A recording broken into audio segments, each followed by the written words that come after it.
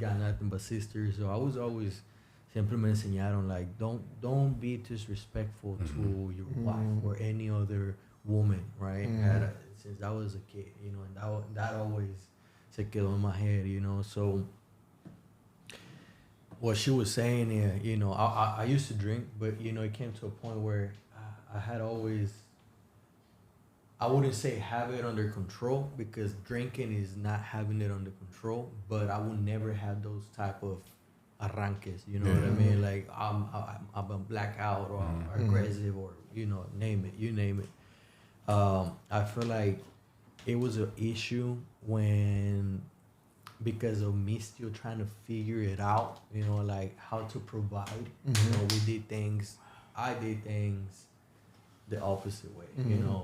I was looking for a wife when I didn't have enough money in my bank account. You know what I mean? Which as a man we need to provide. You know what I mean? And we need to provide, and that's our responsibility, man.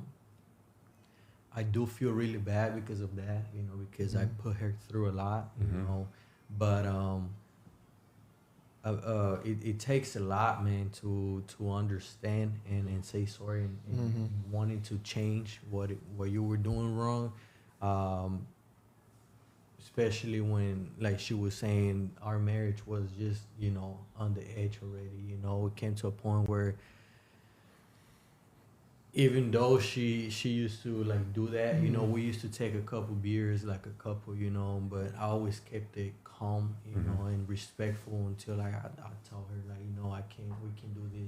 My parents, they got divorced when I was like 5 years old, 6 years old, and I remember my mom telling me like, hey, the judge is gonna ask you, who do you want to live with? Are you gonna go with your dad? Or are you gonna go with me?